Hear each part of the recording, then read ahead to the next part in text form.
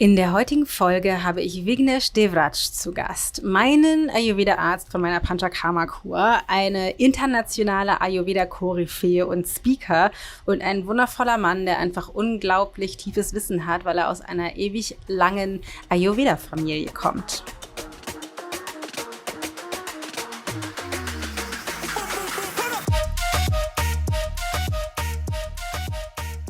Usually people would come and say, I'm quite healthy, but I just want rejuvenation. But when you take the consultation, you realize he's not sleeping well, his digestion is not well. It's just that he's surviving and looking outside, he's looking healthy. Yeah. But when you go deep inside, he's having his own inner troubles. Yeah, it's and just so you're normal just these surviving. days. Yeah. And they feel tired, they feel bloated after food, they're having difficulty to fall asleep, and they have digestion issues, gastric troubles. So in such a condition, when you do this Panchakarma, a huge world of difference will happen in their life.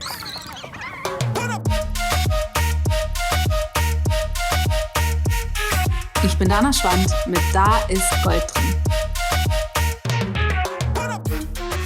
Ich freue mich wirklich, wirklich, wirklich sehr, heute endlich dieses Interview mit dir teilen zu können. Warum endlich? Weil ich es Ende 2019, vor über 2 Jahren, aufgenommen habe in Indien auf meiner Panchakarma Kur. Es ist ein unglaublich inspirierendes, super, super lehrreiches Gespräch. Vignesh ist wirklich Ayurvedi durch und durch. Das war aber nicht immer so, obwohl er in einer Ayurveda Familie groß geworden ist. Also sein Vater ist auch Ayurveda-Arzt und hat ein Krankenhaus, ein ayurvedisches Krankenhaus in Kerala in Indien. Und er brauchte eine Weile, um zum Ayurveda zu finden, über seine Verweigerung bezogen auf Gesundheit, und ist dann immer kränker geworden und ist darüber dann zum Ayurveda gekommen und hat dieses wunderschöne Sitaram Beach Retreat in Indien, Kerala, gegründet. Und ich spreche mit ihm über diverse Dinge, wie Ayurveda in Indien gelebt wird und was es braucht für einen gesunden Lebensstil, wie das in der Familie funktioniert, wie eine Panchakarma Kur funktioniert, was die Grundlage ist für Krankheiten, wie Westeuropäer sich diesem Thema nähern können und so weiter und so fort. Das ist wirklich eine richtig, richtig tolle Folge. Es ist ein Interview auf Englisch. Ich hoffe, dass das für dich dennoch funktioniert, und ich würde mich riesig freuen, von dir zu hören, wie es dir gefällt. Jetzt noch ein paar Infos in eigener Sache oder in unterschiedlicher Couleur. Also, falls du Interesse hast an einer Panchakarma Kur, wir verlinken natürlich alle Infos zu Vignesh in den Shownotes für sein wundervolles Sitaram Beach Retreat. Außerdem bietet er eine 6-monatige Mastermind an die heißt Ayurvedic Healing and Beyond, für Ayurveda-Praktiker, Mediziner, Gesundheitscoaches und Heilpraktiker und TCM-Praktiker. Also richtig, richtig cool. Wir verlinken das auch. Kannst du unter vignesdevraj.com/mastermind dir angucken. Auf jeden Fall richtig cool. Guck da auf jeden Fall mal rein, wenn dich das interessiert. Ansonsten ist wichtig für dich zu wissen, wir haben was richtig Cooles geplant, weil damals, als ich in Indien war, hat Vignesh für alle Gäste an unterschiedlichen Abenden, ich war ja 3 Wochen da, Vorträge gehalten zu diversen Themen rund um Ayurveda. Und er hat mir erlaubt, diese Vorträge, ich habe ihm ein Mikrofon in die Hand gedrückt und mein Telefon da dran geklemmt, und dann habe ich diese Vorträge aufgenommen. Und diese Vorträge werden wir jetzt innerhalb dieses Podcasts ab morgen als eine 6-tägige oder mit heute 7-tägige Podcast-Special-Reihe mit Dr. Vignesh rausbringen. Das heißt, seine Vorträge zu diversen Themen rund um das Thema Ayurveda. Morgen kommt zum Beispiel das große Missverständnis über Doshas, also die Konstitutionstypen. Übermorgen geht es darum, wie Gefühle unsere Gesundheit beeinflussen und unsere Heilung oder eben nicht Heilung, und diverse andere tolle Themen. Also mach dich auf was gefasst. Erstmal auf das Gespräch mit ihm heute und dann auf die Podcast-Reihe. Ab morgen bis nächste Woche Mittwoch gibt es jeden Tag einen Vortrag von dem wundervollen Dr. Vignesh. Ansonsten noch ganz kurz in eigener Sache. Und zwar habe ich in den letzten Folgen ja schon angekündigt, ich wollte dich da einmal noch dran erinnern, dass mein neues Buch Easy Detox mit Ayurveda auf dem Markt ist. Und wenn du dich für dieses Buch interessierst, wenn du dich an sich für Detoxen interessierst, und zwar auf die, wie ich finde, individuellste, einfachste, unkomplizierteste Art zu Hause, dann ist das Buch auf jeden Fall goldrichtig für dich. Und du findest bei uns alle Infos unter ichgold.de/easydetox. Aber das Buch gibt es auch überall in jedem Buchhändler, in jedem großen und kleinen Online- oder Offline-Local-Dealer. Hol dir das auf jeden Fall. Wir haben schon so viele schöne Rückmeldungen bekommen, wenn Detox dich interessiert. Und dann wollte ich dazu noch einmal sagen, und im März, 11. bis 18. machen wir zum Buch eine Live-Begleitung. Also das Buch ist die Anleitung. Du brauchst das Buch für den Kurs. Aber ich möchte gerne mit dir für eine einfachere Umsetzung noch für das Buch mit dir das Ganze eine Woche lang einmal durchgehen. Es gibt 3 Workshops, es gibt eine Facebook-Gruppe, es gibt tolle Meditationen, tolle Infos noch von mir. Du kannst mir alle Fragen stellen innerhalb dieser 3 Workshops und das Ganze kostet nur 49 €. Und anmelden kannst du dich ab sofort unter ichgold.de/easydetox-week. ichgold.de/easydetox-week. 49 €, eine Woche lang live mit mir anhand von dem Buch Detoxen im März. Da freue ich mich schon drauf. Ich mache dann auch mit und habe dann selber auch was davon. Ich freue mich. Ansonsten kann ich nur sagen, ganz viel Spaß mit dem tollen Gespräch mit Vignesh und ab morgen starten wir rein in die Vortragsreihe mit diesem wundervollen Arzt. Okay, thank you for taking the time Thank you, Dana. in your busy working environment, to talk to me about Ayurveda. It's really interesting how in the West we tend to think that everybody in India has it so much easier because they all do yoga and they all do Ayurveda. And yeah, I'd just like to know, is that the truth? Is everybody just growing up with yoga and Ayurveda? No, that's definitely not the truth. I mean, first of all, we need to understand India has over 1 billion people. It's another planet on its own with different languages. Every 200 kilometers you travel, you will get different cuisine, different accent, different language altogether. However, Ayurveda is practiced by many people, but definitely I cannot say that everybody is following that. All right. And also considering the history of India, that it was colonized. During the colonization, Ayurveda was destroyed to a great extent. So only where good Ayurvedic doctors survived, their Ayurveda cherished. All right. So in some parts, it is not developed like in some, for example, in Kerala, it is practiced well. And there are even many cities in North India where Ayurveda is practiced really well. So there's like the normal allopathic system Yes, is the allopathic present. system is still considered to be the mainstream in many parts. But if you right, go to yeah. rural areas, you will see a lot of Ayurveda being practiced. There are even folklore practitioners and healers Oh, right. practicing it. But if you go to the main cities, allopathy is the mainstream. All right, interesting. And considering the fact that it's a very diverse country, you Yeah. have all systems of medicines there. Yeah, But it is not true to say that Ayurveda is practiced by everyone. by everyone. All right. So how did you come to Ayurveda then? No, that's mostly because of my family. Even though I was not so much interested in Ayurveda from my childhood, because the medicines they gave me when I was a kid, when I fell sick, it didn't taste good. So I had a aversion towards that. So they did practice Ayurveda? Your dad is a doctor? Yes, my father is a doctor, and when he saw that I finished my school now, I have to do my further studies. He told you have to do Ayurveda because there is nobody else to take over the business, and it started in 1921. So in 2 years we become 100 years. So 100 years. starting from my grandfather. So Awesome. then I didn't realize what it was at that time. Just saw my father practicing and being a workaholic and making medicines in our pharmacy. This is something that I saw, but I never saw the true meaning of how Yeah. it is actually changing people's lives at that time. Till I went through a severe allergy by myself, and I was trying to take medicines, Ayurvedic medicines, it didn't help. Then I tried allopathic, it gave me symptomatic relief. But then my father told, you cannot continue like this, you have to do the intensive Panchakarma cleaning therapy. And the day I did that, I felt a world of difference in my energy, in my health, in my vitality.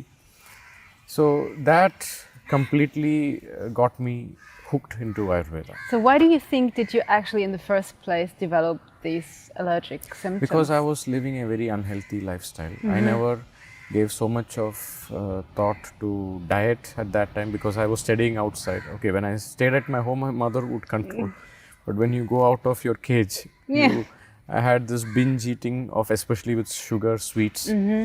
So that created that problem. And then later I realized there is a limit for everything in your body. So this treatment helped me change. And after I changed that, then I realized, how can I continue this? So then I got so much into concepts of Patya. Patya is like Ayurveda's concept on diet, lifestyle, what is wholesome to you. All of this came into that picture. All right. And then what happened then? Your dad went, yay, finally he got it. No, actually it was a different way. Actually, I was practicing with him in his clinic in the city. All right. And okay, there were lots of people with different diseases came there. However, I was missing the element of nature there. Even though the clinic was fantastic, many locals would come there and people had good treatments. I wanted a place where I could set up the same healing systems with the help of nature.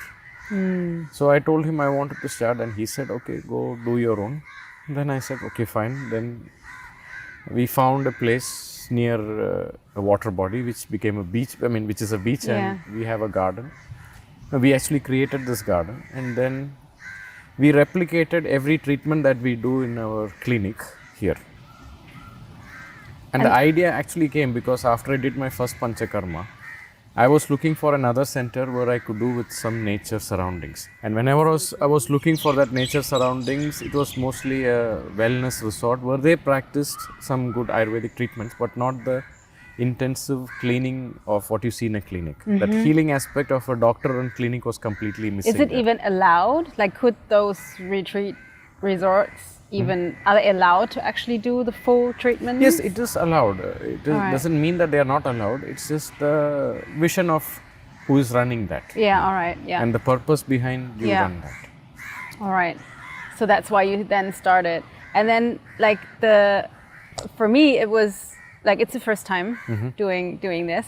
And for me, I thought, why would you even bother doing it, like, just some other way rather than this? So what is the benefits of actually doing, I don't know, let's call it the real thing, like the full Panchakarma, like all treatments, compared to doing it the way many other resorts do it, like just going there, having everybody do the same and just a mild version? Does it still help, and what is the benefit of this? No, it depends on what you truly want. Yeah. If a person is really committed, I want to change, then a place like Sitaram will definitely benefit them. Or a place where they practice the intensive Ayurvedic therapies, that will really help them. But usually people go for such places only when they are in a last minute hope, when nothing else works, that's when they go. Yeah. But if you are someone who is so much, health is one of your priorities. You want to have your vitality. It's just not that feeling good. Usually people would come and say, I'm quite healthy, but I just want a rejuvenation. But when you take the consultation, you realize he's not sleeping well, his digestion is not well. It's just that he's surviving, and looking outside, he's looking healthy. Yeah. But when you go deep inside, he's having his own inner troubles. Yeah, it's just so normal. You're just surviving. Yeah. And they feel tired, they feel bloated after food, they're having difficulty to fall asleep, and they have digestion issues, gastric troubles. So in such a condition, when you do this Panchakarma, a huge world of difference will happen in their life. Yeah. So it is about what they want, and if health is your priority, then coming to a clinic like Sitaram will be a life-changing experience.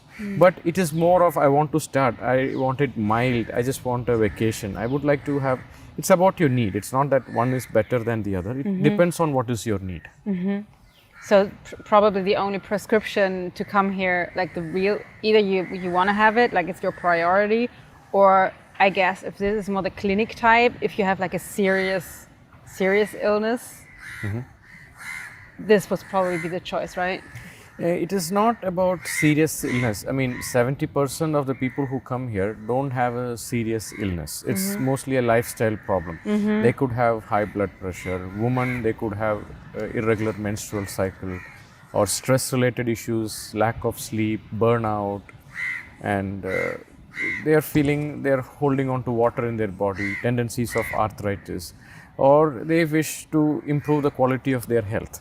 These are the reasons, but to what intensity you want the change? Here the change will be more intense because we created that environment where the possibilities of distractions are very less. We don't have a television, we don't have a buffet, because most of the times people fall sick is because they are not able to control the food they are eating. So we give them a limited portion, but at the same time nobody told us this portion is less. No. Maybe in the first day they told it looks small, but after 2-3 days they feel, oh my god, I feel so energetic after the food. So we are giving them a space where changing of the past habits and falling into new habits become easier. Totally. I totally get that. Can you talk a little bit about the difference? You know how we, like most Westerners, don't get what is the difference? You know, they think, okay, we've got the medicine, like allopathic medicine, and then we've got like all these little therapies. You can go to an osteopath or to an Ayurvedic doctor or a homeopath, whatever. But I always see it as like a whole different system. So can you maybe talk a little bit about the differences, like what is like normal medicine and the Ayurveda medicine? See, first of all, we have to respect the mainstream medicine, or what we call it as the allopathic medicine. It is only because of the allopathic medicine that our longevity has increased so much. I mean, today we don't worry about smallpox. We don't worry about polio. And we don't worry about society being wiped out because of a plague or many of the infectious diseases that could, just wipe out a society. And that is because of the modern medicine. But if you follow modern medicine for some of the lifestyle diseases, then you're only surviving, you're just alive, but there is no life inside you. And if you look at the history of the evolution of modern medicine, I mean, one of the forefathers of modern medicine's evolution is Louis Pasteur. He came up with the concept of germ theory. Now, how he came up, whenever people fell sick, he would take the body fluids and check in the microscope. They all had microbes in the body fluids. So he thought, okay, if they are sick, they have microbes in their body. Like microbes means bacteria or germs or virus. So sickness means they have microbes in their body fluid. So possibilities are, it is the microbes that created the disease. That is how he came. Okay, it could make a correlation. But let me give you another example. Imagine there is a city. Every city produces lots of waste. Now imagine all the wastes are piling up because the people who are supposed to collect the waste, they go on a strike. They say that we are not going to collect the waste. So once the waste keeps piling up, it will start attracting lots of rats. And what do these rats do? They go and eat the waste and they will put the leftovers in different parts of the city. So imagine a new tourist is coming to the city. He sees that, oh my God, look at all the waste these rats are bringing. He sees that the rats are taking the waste from somewhere else and distributing throughout the city and making the city look more polluted. So he realizes the only way I can save the city from pollution is I have to kill the rats. Now this is what Louis Pasteur did. He was like that new tourist who never saw from what is the cause behind this bacteria and microbes to come in the first place. In Ayurveda, we have this concept, there could be a real genuine cause of a disease, and there could be in Sanskrit it's called as nimitta karana, which means a triggering factor. It's like saying, if somebody says, I got a flu, it is not that the bacteria created that flu. The body was weak to allow the bacteria to create that. Like the rat is not polluting the city. The waste that is dumped there, which was not recycled consistently, allowed the rats to come and distribute it. So instead of focusing on the waste that was being dumped and not cleaning it, we are so fixated on the rats by killing them, which we can also call it as antibiotics. You know? That is why antibiotics has to be updated, because the rats will develop better immunity and say, hell with your antibiotics. So if you look at infectious diseases, if you look at unless it is an emergency, use of modern medicine could be reduced. And in modern medicine, immunity is mostly about vaccination, flu shots. But if you look at systems like Ayurveda, immunity is all about your vitality. So can you talk a little bit about the waste piling up? So if we don't want to just kill the rats, we basically have to do something about the rubbish. Yeah, exactly. So now, that's what you are doing, but how does it work? Because if you see the word for human body in Sanskrit is called as sharira. If you look at the etymology of this Sanskrit word sharira, it says that our body is something that which keeps dying every moment. We are a constant dying mechanism. Every split second, millions of cells are dying in our liver and new cells are being formed, which actually means we are constantly eliminating waste. So when a waste elimination has been blocked, it will create disease, and disease is the way the body is trying to eliminate the waste in another way. For example, let's say there is a car and you keep a tennis ball in the exhaust pipe. It will be very difficult for you to start the car because the tennis ball will block the flow of energy and block the flow of waste outside. The same way, now imagine somebody puts a poison in your blood. We could have different reactions to it. We could throw up, we could have a diarrhea, we could sneeze, we could have allergies. I mean, these are the way the body is trying to communicate. I want to get rid of something from the body I don't want. And that is why in Ayurveda, we have a concept called as Vegas. Vegas means the natural urges of the body. Like if you suppress your urge to sleep for a long period, the body will have its own problems. If you suppress your urge to eliminate waste, the body will have its own problems. So the natural urges, the more you suppress, the body will come into different problematic issues. And usually the disease is the way the body is trying to eliminate it. Like why do we have fever? When you have fever, the body raises its temperature to eliminate the sweat. And sweat is the way you eliminate many of the toxins. And skin is the largest organ of your body. And through lymphatic system, you are eliminating a lot of waste. So Ayurveda talks about understanding how your body is communicating and listening to that energy. And if you try to suppress it, maybe symptomatically you are solving it for temporary period, and then later it will show up in different ways. So now then I have two questions. First thing, how do we stop piling up waste? And then if we have done it already, how do we get rid of it? I mean, first of all, preventing the waste piling is the best way. And considering the lifestyle that we have today, I read in a book, a historian was claiming 10,000 years ago, when the agricultural revolution was about to start, the human consumption of sugar was about 20 teaspoons per year. And today we consume about 22 teaspoons per day. So that's increase. That's like an exponential increase of sugar. At the same time, our physical activity has reduced. I mean, most of the works that was done by humanity has been replaced by robots and machines. So physical activity has also reduced, because when you move, when you do a lot of physical activity, your body also releases lots of waste. So more of consumption is happening and less of activity is happening today. So this has led to more piling of the waste than any other time in the history of humanity when you look back. So one is we have to definitely reduce and be extremely mindful of what is going inside your mouth. Because only what goes inside your mouth is going to show up in your body, because this is what is converting into your blood tomorrow. So we are rarely told how to be more disciplined about what we consume. And today we live in a night out dining culture. Everybody is told, Why do you have to cook? Let's go out and eat. And restaurants are more interested in entertaining your taste buds. They are not really concerned what happens to you after the food passes through your taste bud. The next morning, how do you feel? How is your health afterwards? And that is why today we have such diseases called as gluten intolerance, lactose intolerance. Actually, lactose intolerance is not a disease. It's actually a therapy the body has enforced because the body is fed up of too much of stuff the body cannot handle. And if you can... Is it different to gluten?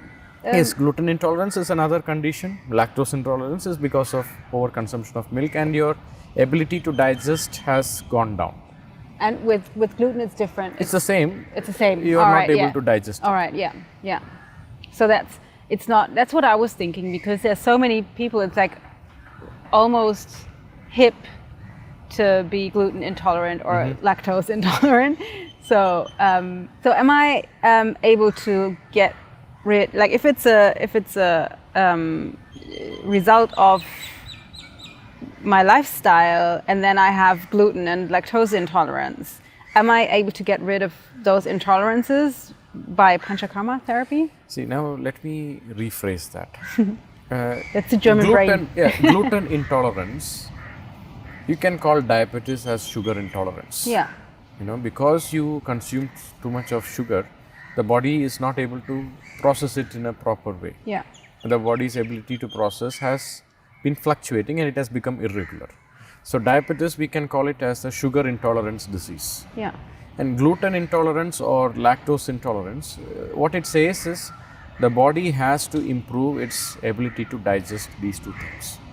Maybe at one point, these were overfed and our ability to digest has gone low. So by doing Panchakarma, what is happening is we open up the waste elimination capacity of the body. Okay, it's not just a massage. People think Ayurveda means it's a massage or Shirodhara. It's way beyond that. It's like saying New York is all about Times Square.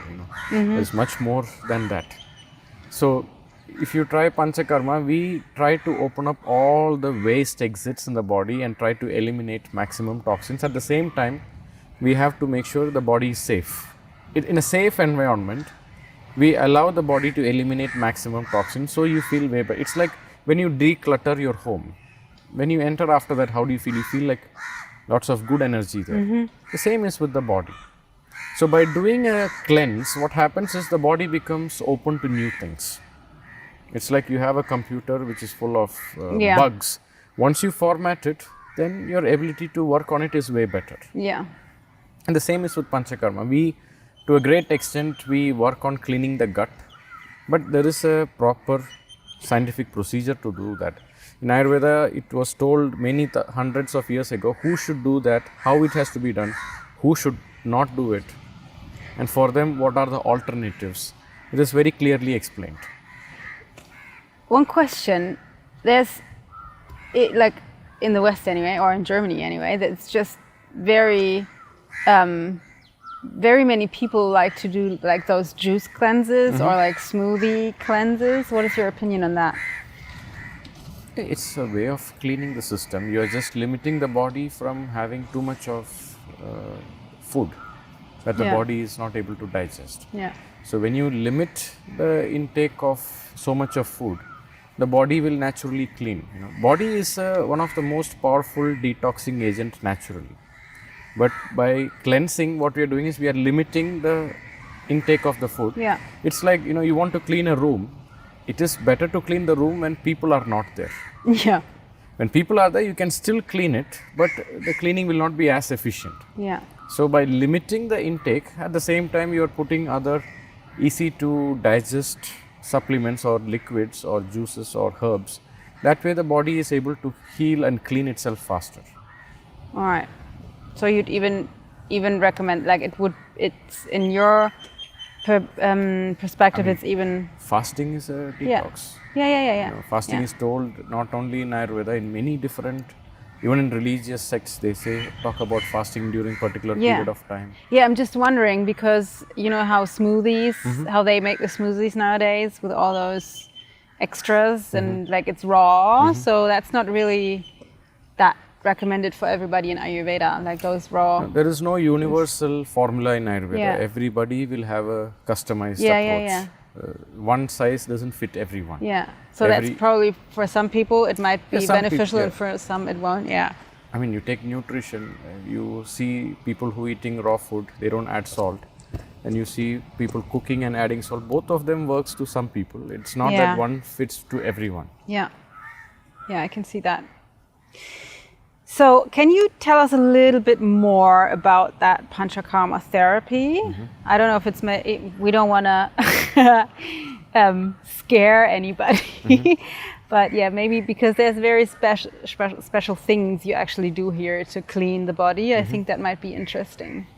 It is not something that is having a universal formula for every person. Now, Panchakarma is 5 procedures that talks about how to clean the system. And depending on one person at that particular time, what is his problems and what are the possible toxicity that created that problem, we will try to address that.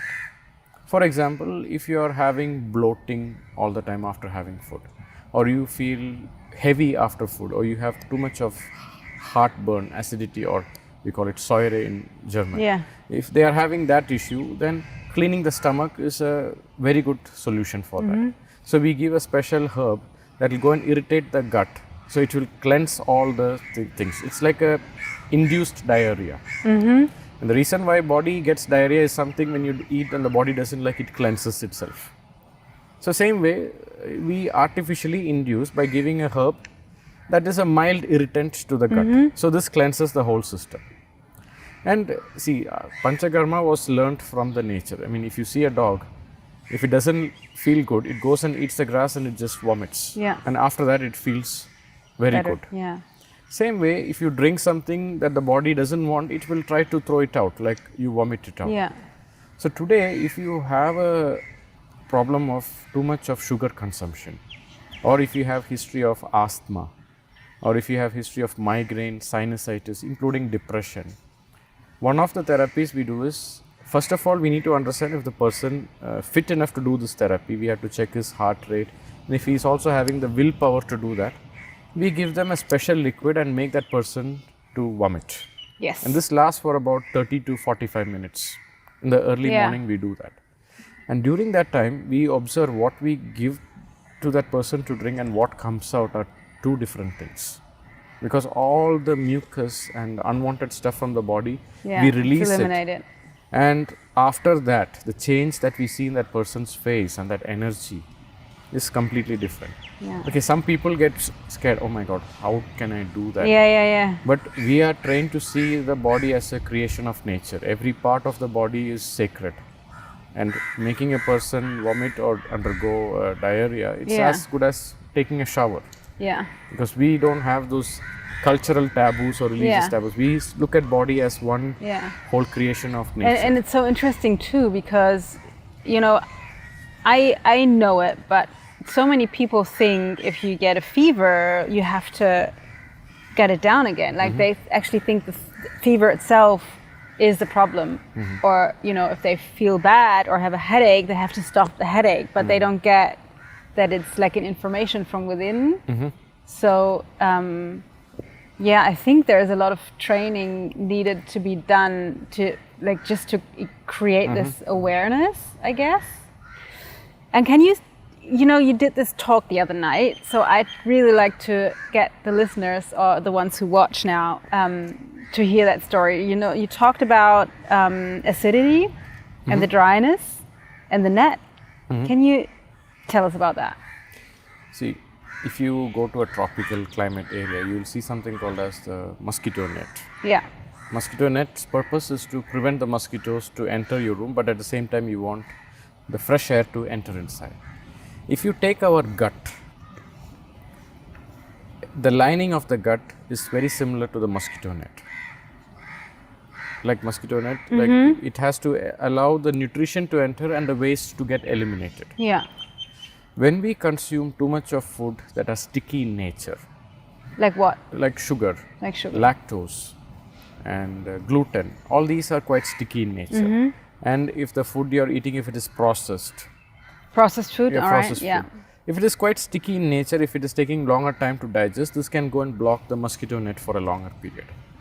When this is blocked, the body has to invest a lot more energy to get rid of that, because okay, the purpose of Has to mosquito clean it. net is only to prevent the mosquitoes, Yeah. not Oh, to right. block the oxygen to entering. So same way, the gut, the purpose of that gut's mosquito net is to allow the nutrition to enter and at the same time stop the waste to get eliminated. Yeah. But if it is too sticky, it can block the entry there. And then body will release many enzymes and fluids to get rid of this sticky stuff covering the mosquito net. In the end, it will also tear apart the mosquito net. Now, in modern What happens medicine, then? What then? What in if it's modern broken? medicine, they have a new department called as functional medicine. Now, they have come up with a term for this problem called as leaky gut. All right. It's like the mosquito net is having Is it holes. broken forever then? No, it heals. For sure, it heals. There's nothing like it's broken forever.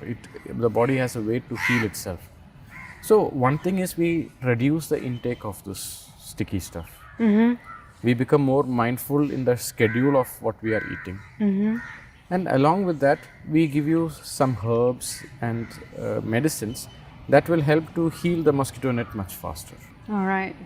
So is there anything we can, apart from stop eating that much sticky stuff and getting into like a functional eating pattern, is there anything else when you say here you would just cleanse and get those herbs? Is there anything else if people at home now think, yeah, I've got leaky gut, or oh my God, I have to change it. Is there anything else they could add or leave out that would help this process? See, gut is a very comprehensive organ.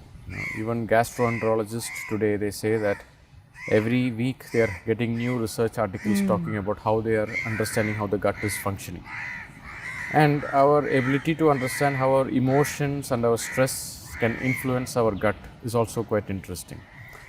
And if you see many of the inflammatory gut disorders like irritable bowel syndrome, ulcerative colitis, Crohn's disease, in modern medicine they just give you an immune suppressant so that the immunity doesn't overreact and creating it worse. But in my experience, I've seen many people's life changing just by focusing on therapies that helps to relax their nervous system. When we get stressed, what happens is there is this hormone called as cortisol. Now, this is released to our extremities because we want to survive the threat. If a dog is running behind you, you want to run and escape. It is a life-threatening situation. So you have to run and escape. So at that time, your body is not worried about the bacteria in your foot. It just wants to escape from that. Yeah. So at that time, your body wants to escape from a life-threatening situation. So your immune system is going low. But today, even if the dog is not running after you, any kind of stress is giving the same message to the body, something is life-threatening. Yeah. It could be that I didn't have enough likes in my Facebook. It could be that... Or Instagram. Or I'm not happy that somebody didn't smile at me. It could be as simple as my that. boss. The body is going to take stress as quite the same. And how our pattern has been developed. So when you are in that stressful pattern for a longer period, the body will compromise on the immune system and on your digestion also. So people say with people who are having IBS, they would say when I am in anxiety or something I'm worried about, my loose bowel movements are very high. So when they come here for 2 to 3 weeks, we focus 60 to 70% on relaxing their nervous system, giving them techniques how to handle stress. Along with that, we do the treatment for the gut and to heal that. That way we see a way bigger difference than just to treat on the gut. Yeah. So it is not that you have to, see, if something is wrong with the flowers, you don't go and fix the flower, you go to the root of the plant. You have to make sure the plant is in the right place, the wastes are being removed, it is being watered properly, it is having enough sunshine. You make the environment of the plant more healthy so that the plant becomes healthy. I think the sun is the problem in Germany. the sun that is not there. So So what you're saying is there's like two main courses. Like what I'm getting is that there's like the lifestyle, the rubbish we're piling up, and then on top of that, we actually inhibit the body from cleaning because of the added stress. Yes, stress creates maximum acid levels in the body. Yeah. And more of stress hormones are released in the body because of stress. All right. So we actually have to check both, or like change both, like decrease. Today, when I see most of the diseases, the greatest therapy that they can have is relaxation. Yeah. And when we say relaxation, people have a different mindset. What is relaxation means they think, okay, I want to go and relax, have some alcohol or the food that I want to eat. Netflix. That is not relaxation. Social That is entertainment. You're just being distracted. Relaxation is somewhere you feel every muscle in your body is relaxed. Yeah. You feel calm and you feel at ease. Yeah. You know, a need for mental stimulation is not there. You're just at peace. That stage will help the body to heal faster than any other stage. Yeah. So, as we know, today the biggest disease is not heart attack or diabetes, it's depression and anxiety. Which means our world is slowly forgetting our ability to relax. So relaxation is going to be the greatest therapy of tomorrow's medicine. Yeah, makes so much sense. And I realized when I came here, like the first week, it took me, like my body was exhausted, but my energy and my mind wouldn't stop, like even when I was lying around. So that was, now it's different. And do you have any tips on relaxation then? Like apart from everybody come here, but apart from that, like a quick fix or like something you can integrate in your everyday life, how to reduce stress? Now, one of the reasons why people get stressed out is they are having unrealistic expectations. See, when your expectation is here, but your energy is here, this gap creates that. Yeah. And stress is lack of energy to face the reality. So Can you say that again? Stress is lack of energy to face the reality. So when your energy is low, every small thing can become a stressful pattern. Yeah. You know, oh, I don't have the energy to solve, so I'm getting stressed. And stress is another word for fear. You know? Yeah. I'm fearful, I will not be able to handle that. Yeah, but nobody says fear today. Today they just say I'm stressed. Stress is like a diplomatic word for fear, actually. Yeah. I feel I'm not able to do that. And if you see, there is one book called Flow. It talks about people are bored when they are not having enough challenges in their life. And people feel stressed when the challenge that they have to solve is bigger than what they can actually do. So we have to be in that in-between place where I am able to, like, let's say you play tennis. You are a medium expert, so if you play with some beginner, you'll get bored. Yeah. At the same time, if you play with a super expert, you feel stressed. Yeah. So you have to understand where you stand and connect with that, where you can actually solve, and slowly, step by step, you grow. Yeah. That is so interesting, because that was one aha in one of the courses I taught the other day, where we just realized that many of the women I teach, they try to keep up with, I don't know, whoever, the girls at work or their husband or their friends. They just try to keep up. And that's exactly like playing with an expert, but being like a medium type player. I totally get that. But then the next question comes up. That is so unfair. Like, how come they can go on and I can't? And what can I do to like raise my standards, like become an expert at tennis? How can I do that? Or is it fixed? Like, am I deemed to be like a medium tennis player, or can I raise the bar? Now, that's like saying a woman in her second month of pregnancy saying, oh, it is not fair, the woman in the 9th month is able to deliver the baby. Just because you have 9 women doesn't mean you can produce a baby in 1 month. Everything has its time, and everything, it's about your consistency. Yeah. So now today we are so focused on the outcome, forgetting about the process. Oh, I just want to be the number one, but we don't understand the people who reach that number one, how much effort they put and how much consistent they were in reaching there. Yeah. Because you never see that part, you just see the flashy part of being on top. And if you are not able to get that, that means I'm not good enough. So that pattern comes, I'm not good enough, I'm not good enough. And we are not able to invest our energy into what is the process that is taking us there. Yeah. So usually people who are so focused on the outcome, forgetting about the process, they are more prone to get stressed, depressed, anxious. Yeah, I get that. It's all about, our brain is a control freak. It always wants to control something.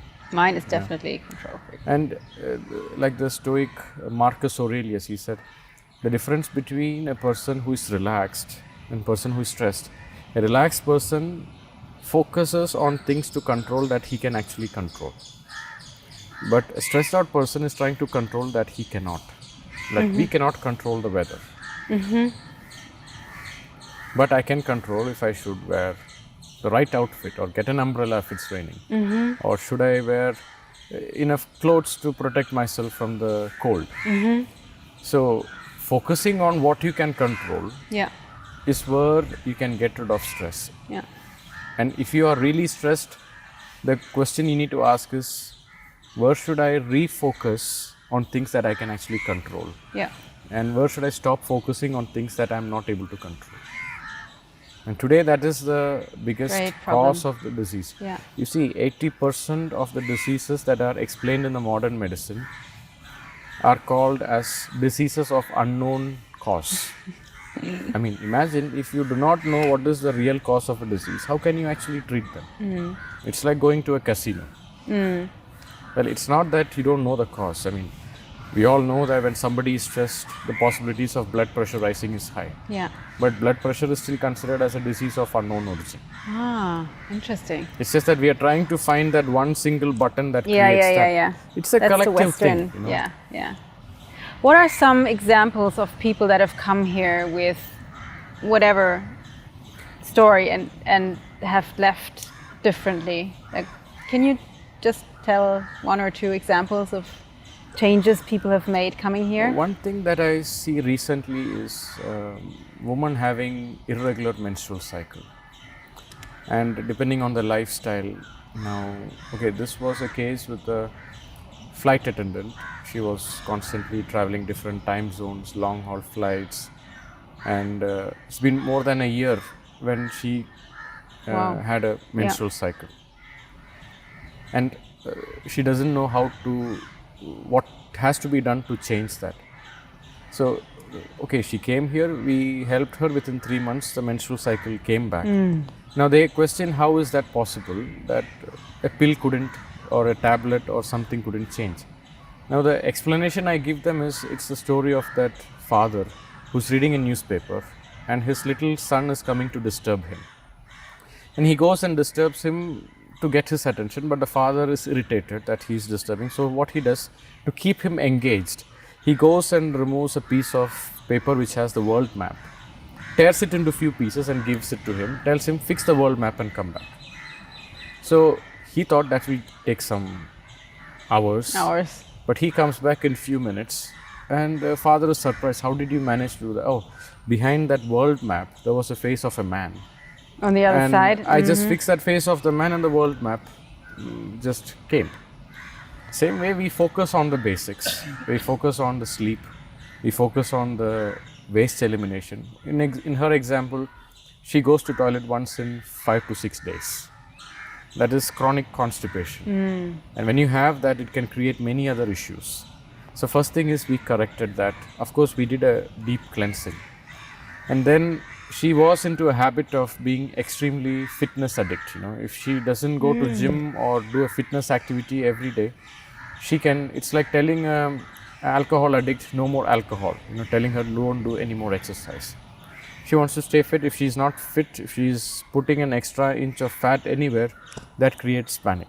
All right. So we had to make her understand there is a difference between fitness and health and vitality. Health and vitality need not be the same as fitness. Fitness is all about looking attractive. Yeah. But vitality and health is about how fast your body is recovering from how good is your immune system. So we had to change that mindset and reduce her exercise. So when you exercise too much, your body can also burn out. You know? Yeah. So we have to reduce and tell her to reduce the intensity of that.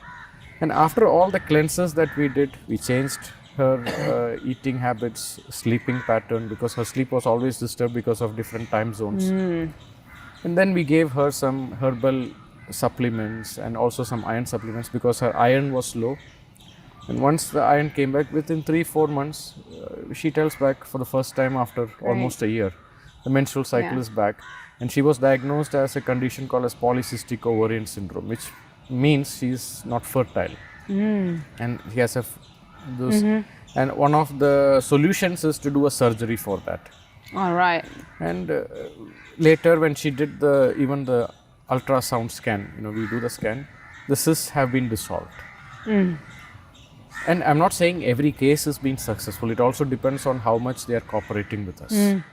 So that is why we can never give a guarantee if we can solve a problem. Yeah. It is like saying you can never get a guarantee just because you go to gym, you will get a good body or six packs. Or it depends you on get how the much you contribute. gym membership at Exactly. least. That must be enough. Exactly. Yeah.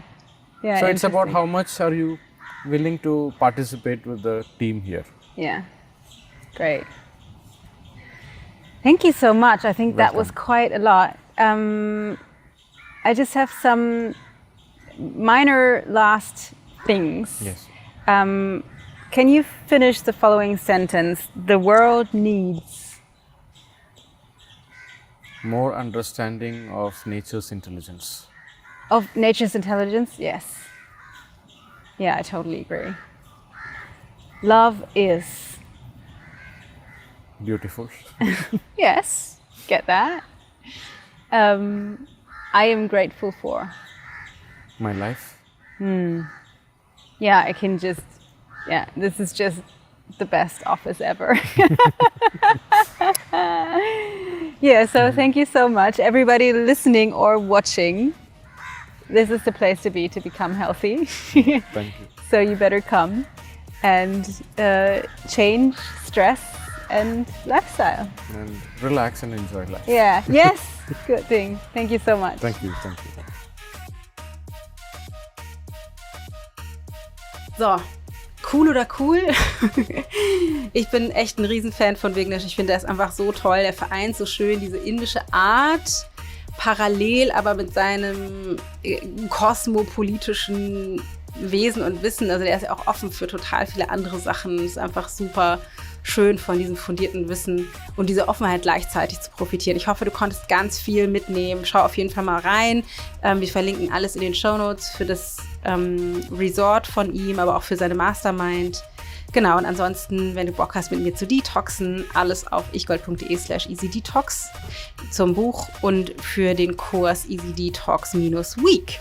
In diesem Sinne hoffe ich, dass das von der Tonqualität okay ist. Ich nehme das Intro-Outro nämlich gerade aus Costa Rica in einem Coworking Space auf. Und hier ist so eine komische Lüftung in der Phonebox, wo ich hier drin bin. Aber es ist der leiseste Ort, den ich finden kann. Ich schicke dir eine große Portion Sonne nach Deutschland oder wo auch immer du dich befindest. Ich hoffe, es geht dir wunderbar. Und ich freue mich, wenn du all das in den nächsten Tagen, das tiefgehende Ayurveda-Wissen genauso inspiriert aufsaugst, wie ich das schon damals 2019 getan habe. Ich drück dich, deine Dana.